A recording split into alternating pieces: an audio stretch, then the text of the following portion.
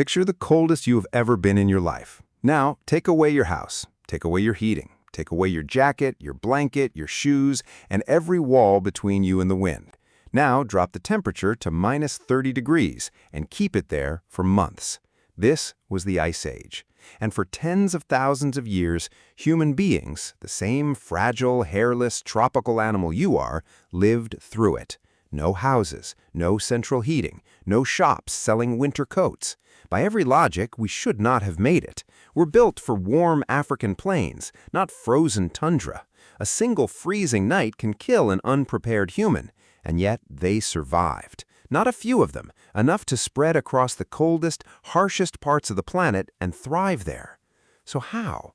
How does a warm weather animal with no fur beat the deadliest cold the world has ever thrown at it? The answer isn't strength. It's something far more dangerous. The real story begins now. First, understand just how badly the odds were stacked. Humans are tropical animals. We evolved in the warm plains of Africa, and our bodies still show it. We have almost no fur. We're lean. We sweat easily, which is great for heat and catastrophic for cold. Left naked in freezing conditions, a human dies in hours. Compare us to the animals we lived alongside. The mammoth had thick fur and a layer of fat. The bear had a coat and a den and the ability to sleep through the worst of it. The reindeer was built from birth for snow. We had none of that. On paper, we were the worst-designed creature on the tundra, a shivering, thin-skinned tropical ape 1,000 miles from anywhere it belonged. So we did not survive the Ice Age by being tough. We survived it by cheating. You already know fire cooks food, but in the Ice Age, fire did something even more important. It became the thing standing between a human and death every single night. Fire was portable warmth. A campfire could turn a killing cold into a survivable one. It pushed back the dark, kept predators away, and let a group huddle through a night that would otherwise have frozen them. But here's the leap that actually mattered. Ice Age humans didn't just use fire, they learned to control it, to carry it, feed it, protect it from wind and snow, and keep it alive for days. Losing your fire in deep winter could mean death, so keeping it became one of the most important jobs a group had. Fire was the first technology that let a tropical animal live in a frozen world. But fire alone wasn't enough. You can't carry a bonfire on your back while you hunt. For that, they needed to solve the cold a second way. If your own body doesn't have fur, you take someone else's. This is the single most important thing Ice Age humans did, and it sounds obvious until you realize how hard it actually is.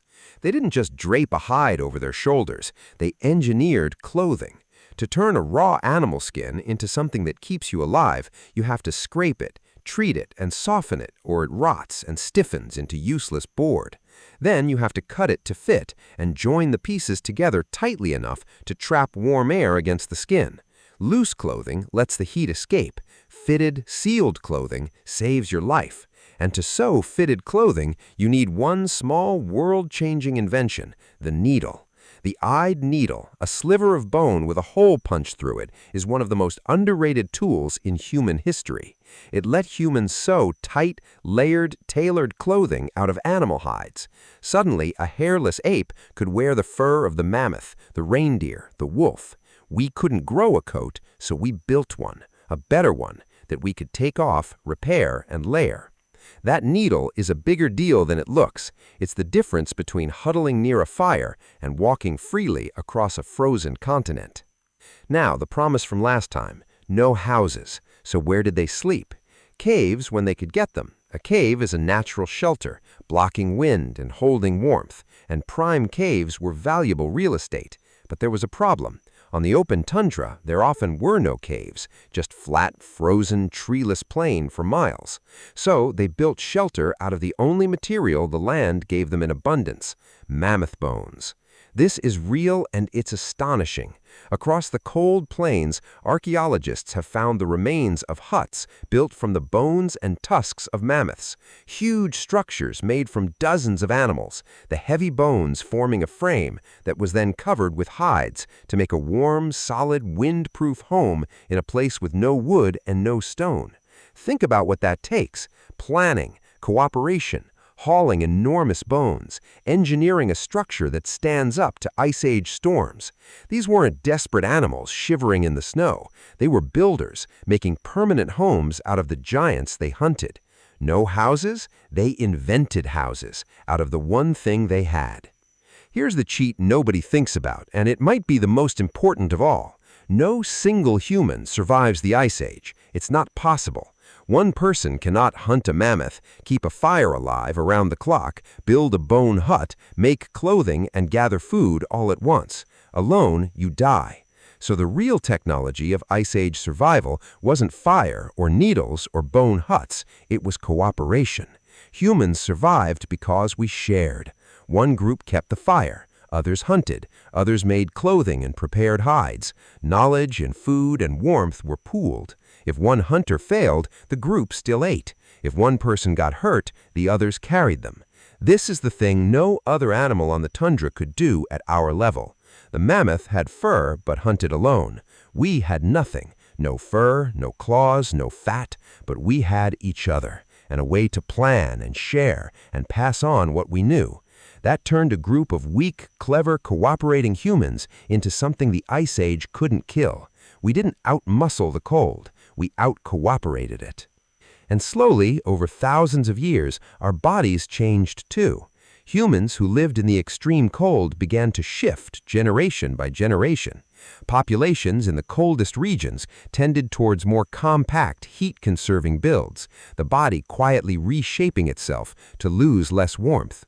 Some groups developed subtle changes in how their blood vessels handled the cold, protecting fingers and faces from freezing. This is evolution happening in real time, in response to the ice. The cold was so relentless that it left its mark on the human body itself, marks some populations still carry today. But, and this is the key point, biology was the slow backup. Bodies take thousands of years to adapt. The Ice Age could kill you tonight. So the real hero was never the slow-changing body. It was the fast-changing mind, the fire, the needle, the hut, the group. Culture saved us long before biology could catch up. So here's the strange final thought. It would be easy to see the Ice Age as just an obstacle, a brutal thing our ancestors barely escaped. But look at what it forced them to become. To beat the cold, humans had to plan ahead, invent tools, build shelter, tailor clothing, cooperate in large organized groups, pass complex knowledge from one generation to the next, because a child who didn't learn to keep a fire alive wouldn't survive their first winter. The Ice Age didn't just test human intelligence, it demanded it. It punished every group that couldn't plan, share, and invent, and rewarded the ones that could. In a real sense, the brutal cold acted like a filter, pushing our ancestors to become smarter, more social, more inventive than a warm and easy world ever would have. We didn't just survive the Ice Age helped us make who we are. The hardest environment our species ever faced may have been the one that sharpened us the most. So how did ancient humans survive the Ice Age with no houses and no shelter? They stole fur and tailored it into clothing. They carried fire through the dark. They built homes out of mammoth bones on plains with no wood. And above all, they did it together, because a group of weak, clever, cooperating humans turned out to be tougher than any animal the frozen world could offer. Not by being strong, by being smart, and by never facing the cold alone. Next time, we'll look at something just as brutal, but far quieter, what ancient humans actually did about pain and injury in a world with no doctors, no medicine, and no anesthetic. It's rougher than you'd think. I'm Doodle Dave. See you there.